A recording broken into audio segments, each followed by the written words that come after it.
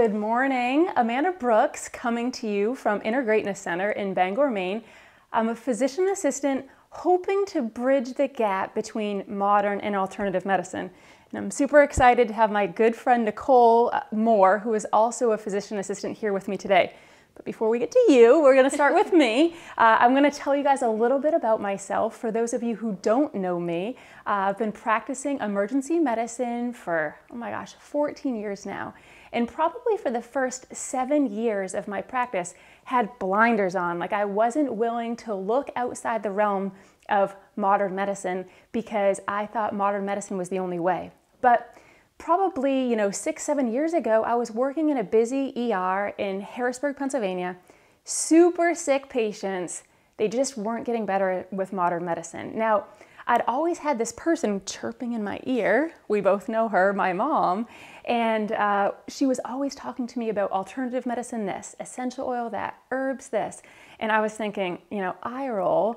But then I started, when it was my idea, and I wanted to start looking into alternative medicine. I was taking the books out of the trash that she had sent me, started really poring over them, and really started getting into alternative medicine. So when my daughter Arabella was born, I couldn't keep working full-time in the emergency department, but had this overwhelming desire to really improve the wellness of the world. So 2 years ago, opened Inner Greatness Center, where again, I'm helping to bridge the gap between modern and alternative medicine. So I have Nicole here today.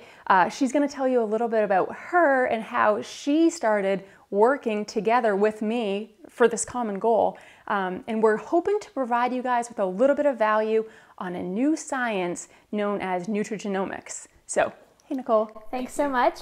Hi everyone, I'm so glad that you're tuning in today. As Amanda said, my name is Nicole Moore, and we actually met working in the ER. Amanda was one of my preceptors when I was a PA student. She's dating me. I'm a little older, okay?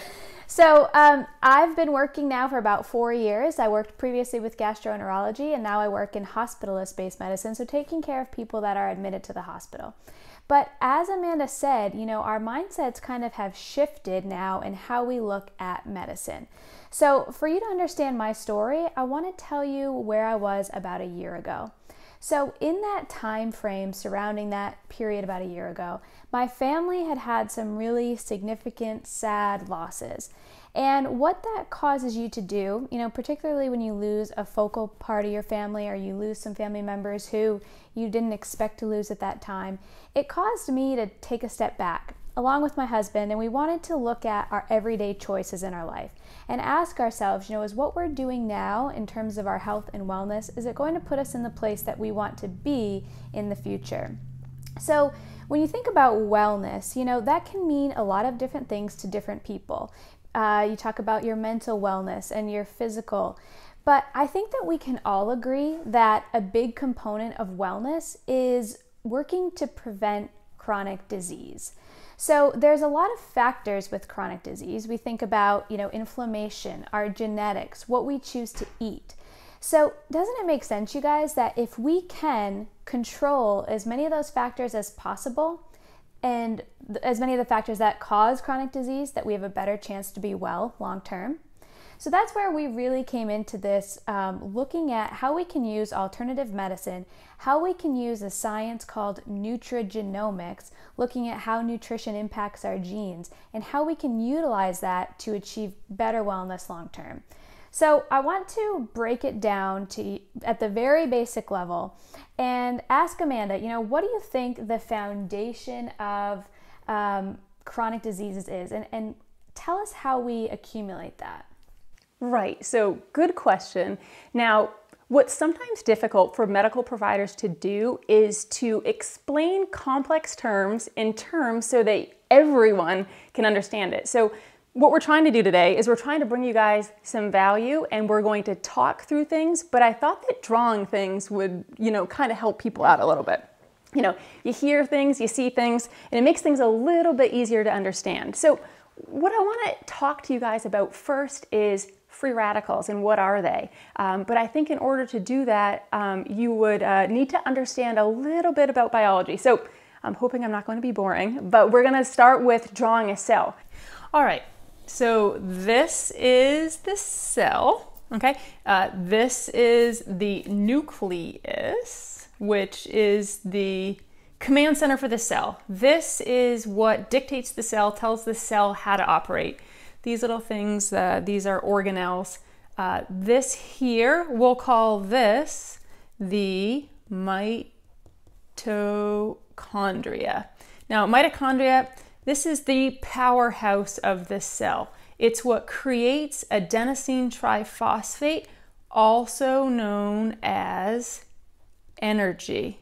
Okay? Now, when we are born, you guys, we have this many antioxidants, and we have this many free radicals.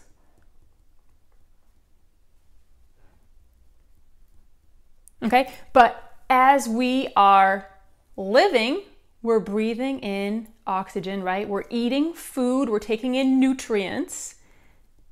We're shuttling these over to the mitochondria to produce our energy, and the byproduct of this is free radicals. Okay, so free radicals, they're formed through basic metabolism, but they are also formed by toxin exposure, right? If you're eating genetically modified organisms, you know, if you're pumping your gas, if you're getting your hair dyed.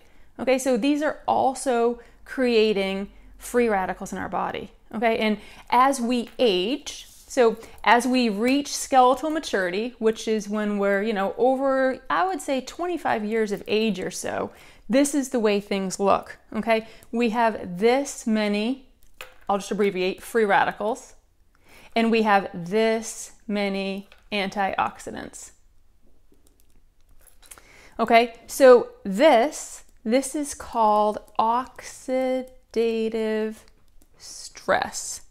So when we have an excess production of free radicals over our body's ability to neutralize them with antioxidants, this is what results. All right. Now, when this happens, when these free radicals aren't neutralized, then they will attach anywhere. They might attach here to the cell wall, they might attach here in the cytoplasm, here to the mitochondria, because free radicals, they're unstable molecules. They're looking to be stabilized. And so when they do this, it creates damage to our cell. And so our cell then starts creating pro-inflammatory proteins. And what does that result in? That results in inflammation. Whoa. Which results in disease. So, hey, Nicole, that's a bit much, right? So That's very sciencey. Yeah, that's very sciencey. So can you explain to everyone, you know, what is oxidative stress kind of in layman's terms? Absolutely. So think of oxidative stress as kind of like the rusting of your cells. So when you think about, say, an apple, you cut an apple, you leave it out on the counter, and what does it do? It gets brown. So when that gets brown, it means it's been exposed to oxygen. So that browning process happens in our cells, and that's basically what we call oxidative stress.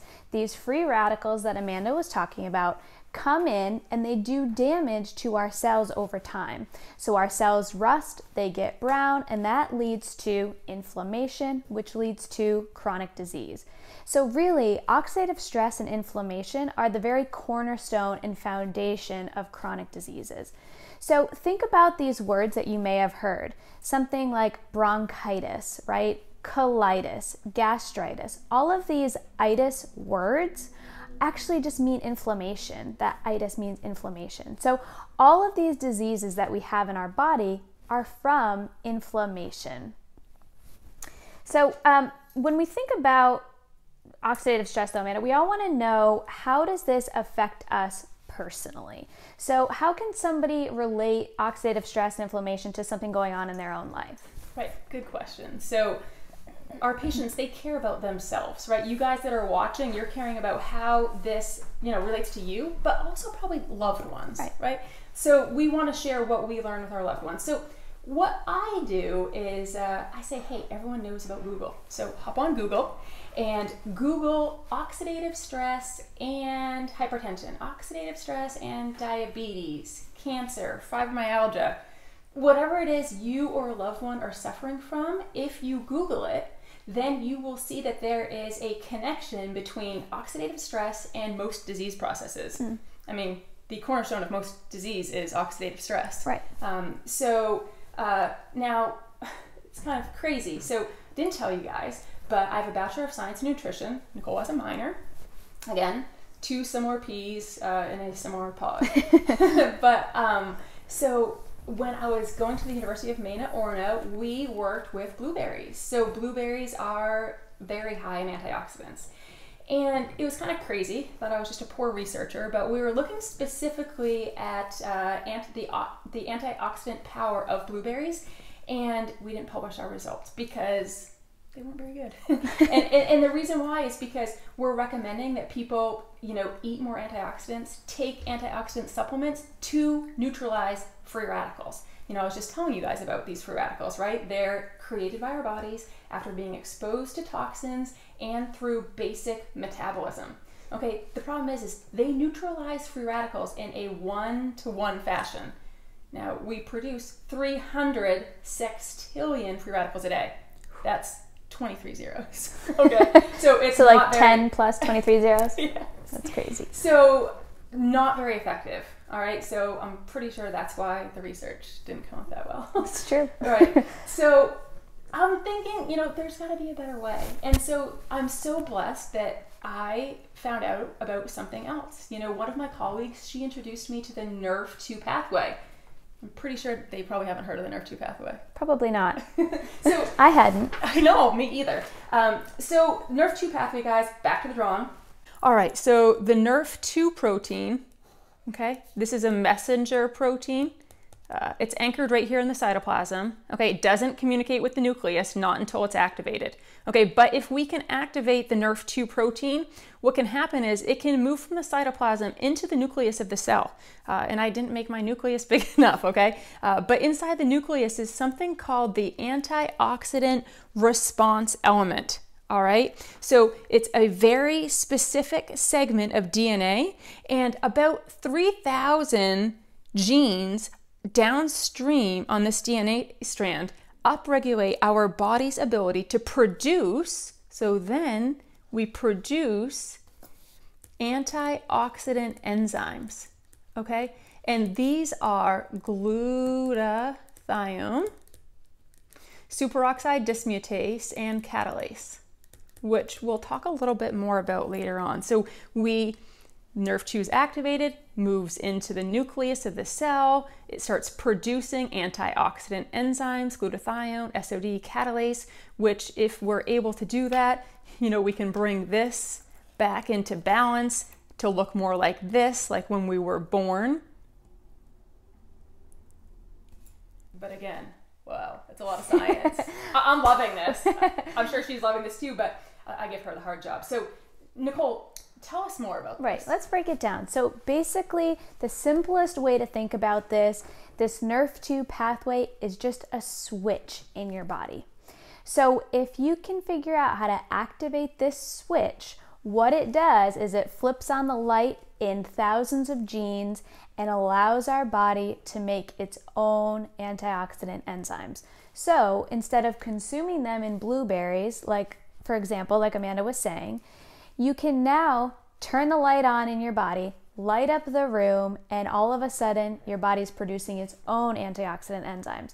So imagine how much more powerful that can be than just consuming them. Because remember, as she said, when you consume blueberries or some other type of antioxidant, you are taking them in, or you're defeating these free radicals on a 1-to-1 ratio. Now, if we can activate this NRF2 pathway, flip on that light, we can put them down at 1,000,000 to 1. So literally 1,000,000 times more effective just by turning the lights on in your own body. It's that simple. So you mentioned blueberries. What other foods can we utilize that that activate this pathway?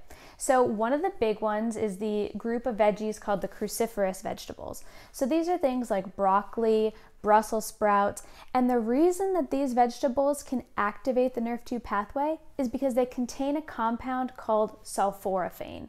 So sulforaphane is a nutrient or a chemical within the plant product that activates the Nrf2 pathway. So these are very powerful superfoods, if you will. Some other options that can activate the Nrf2 pathway, are like fatty fish, sweet potatoes, etc. You forgot to tell them something about the sulforaphane. Tell us what we have to actually do to this broccoli. That's right. So not only are we just consuming broccoli, but in order to make the sulforaphane, that phytochemical, active in the broccoli, you actually need to cut it up and let the broccoli rest for half an hour. Half an hour. So I don't have that much time. Me either. So if you think about it, when if you chew a piece of broccoli whole, that's cutting it up, that's activating the sulforaphane. Then it's already active by the time it reaches your stomach. But if you cut it up 30 minutes before, you're getting more sulforaphane into your system so you can better activate the Nrf2 pathway. Makes sense. So when I first heard about this and learned about this, I was like, wait a minute, why haven't I heard about this before now, right? I have a bachelor's in human biology, as Amanda said, a minor in nutrition. Why haven't I heard about the Nrf2 pathway? Yeah, and I was thinking the same thing. I'm pretty up to date on alternative medicine, owning a wellness center, and I am big into nutrition, and yeah, why? So this is it. So we don't learn about the Nrf2 protein in medical school, PA school. It's quite simple, because when we go to school, we learn about this disease process, and we learn about this drug, which treats that disease process. Okay, so when we were in school, there weren't pharmaceuticals that were activating Nrf2, but now there's actually 2 pharmaceuticals, one for MS, one for ALS, which is also known as Lou Gehrig's disease. So these are Nrf2 activators. So still, if we polled probably 100 to 200 physicians, the only physicians that have probably heard of this are neurologists. Right. Right? Because neurologists are prescribing medications for MS and for ALS. The problem is if you want your Nrf2 pathway activated by a pharmaceutical, you have to have those medical conditions because you need a prescription. Right. Right. So with this wellness center deal, I'm trying to educate you guys on things that you can do to activate your own body to heal itself. So Nicole just told us about cruciferous vegetables, love broccoli. The whole cutting it up 30 minutes beforehand is kind of cumbersome. Plus, I'm really not sure how much broccoli we'd have to eat to activate Nrf2 super effectively. Same thing with blueberries. Probably at least a dump truck. Wow, imagine, well, yeah, I don't know. We're not going to go there. Yeah, so these pharmaceuticals, they are synthetically made. Okay, so when something's synthetically made, there are side effects. It's also super expensive. So these drugs, the MS drug is like $50,000 a year. The ALS drug is $150,000, Now, when we have something synthetic, there are there are these side effects, but there's also medicine interactions. So that's another thing that we have to be cognizant or, aware of. But guess what? You know what? There was a head-to-head study looking at this MS drug and an all-natural product. I think you can tell us a little bit more about this all-natural product. So as Amanda mentioned, these drugs that have been discovered, they're Nrf2 activators, right? That is what this is all about. How can we activate that pathway to make our body make our own antioxidant enzymes? So when people start looking at pharmaceuticals, everyone wants to know, is there a nutraceutical that can do the same thing? Is there an all-natural product that can activate my body and in this case, do it more effectively? So that all-natural product that we're talking about here is called Protandim Nrf2. And Protandim is an all-natural product that's a combination of 5 herbs. So these 5 herbs are green tea, milk thistle, turmeric, ashwagandha, and bacopa. These 5 herbs work synergistically together to activate that Nrf2 pathway and create our own antioxidant enzymes. So what do we mean by that? What antioxidant enzymes are we talking about? You mentioned them a little bit earlier. So we have SOD, which is superoxide dismutase, catalase, and glutathione. And glutathione is the master antioxidant, right? Produced in the liver, activated by the NRF2 pathway. And glutathione, do you know how much Protandim can increase glutathione at the 3-month interval? Yeah, 300%, you guys. Just by taking a natural product. Yeah, just by giving your body what it needs to do what it's supposed to be doing anyways. Right. It doesn't, because we're all getting older. So in producing these own antioxidant enzymes, what does that result in? That results in a 40% decrease in oxidative stress in the first 30 days. Yeah, that's amazing. That's amazing. And while this product's not intended to treat, cure, prevent any disease, think about the magnitude of decreasing oxidative stress by 40% in the first 30 days and then on from there. Yeah. When you think about wellness long term. I mean, that is just a tremendous thing. So I think it would be helpful if I showed them. So let's go back to the cell. All right, so Protandim. Protandim NRF2. Okay, so if you're taking Protandim NRF2, Protandim NRF2 is a NRF2 activator. And remember I said that if we activate the NRF2 protein, it's a protein messenger, goes into the nucleus. It's able to pump out antioxidant enzymes, glutathione, SOD, and catalase. And when we do that, we decrease oxidative stress by 40% in 30 days. And that's proved by a human study.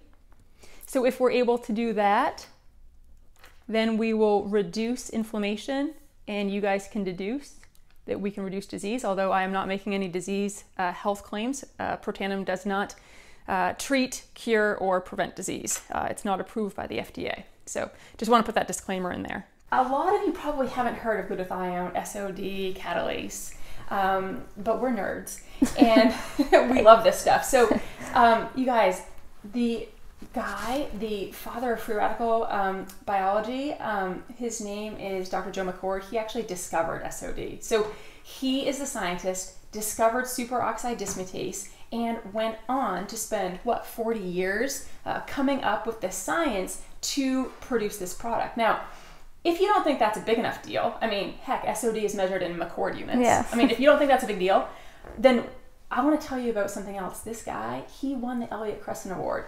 Like, who's won that award? Other winners. So this award goes to somebody who has created a life-changing innovation through science.